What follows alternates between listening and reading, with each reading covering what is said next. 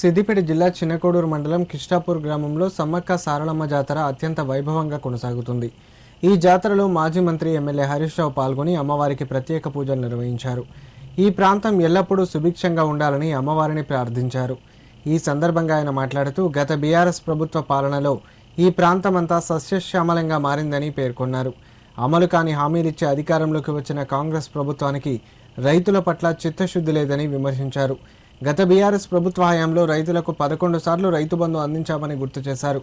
ఇప్పటికైనా ప్రభుత్వం రైతులందరికీ రైతు భరోసా నిధులు జమ చేయడంతో పాటు సంపూర్ణ రుణమాఫీ అమలు చేయాలని డిమాండ్ చేశారు.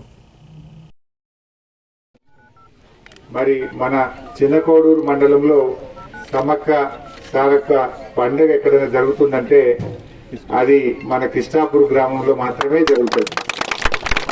ఇది మన కిష్టాపూర్ గ్రామ ప్రత్యేకత. మరి మా కొత్త సర్పంచ్ రాజన్న నువ్వు తప్పకుండా రావాలి, అమ్మవారి దర్శనం చేసుకొని అమ్మవారి దీవెన తీసుకోవాలని చెప్పి మొన్న నాతో చెప్పారు.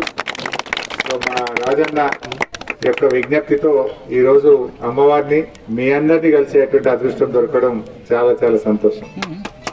ఈరోజు కిష్టాపూర్ అంటే ఒకప్పుడు మంచినీళ్ల కోసం ఇబ్బంది పడ్డ గ్రామం. కిష్టాపూర్ అంటే కరువు కాటకాలకు నిలయంగా ఉన్న గ్రామం.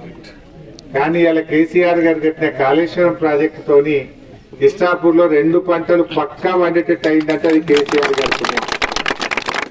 కేసీఆర్ వచ్చినాకనే మన బాయిలలో ఊట పెరిగింది.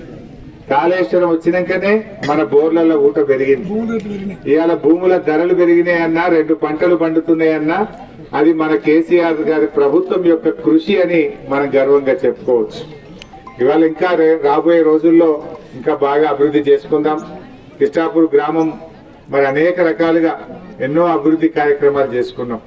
గ్రామస్తుల కోరికతోని గ్రామ పంచాయతీ భవనం గాని, పాలసేకరణ భవనం గాని, మహిళా భవనం గాని, కుల సంఘాల భవనాలు గాని, స్కూల్ భవనం గాని, రోడ్లు గాని, కాలువలు గాని, ఇట్లా ఎన్నో మంచి కార్యక్రమాలు చేసుకున్నాం.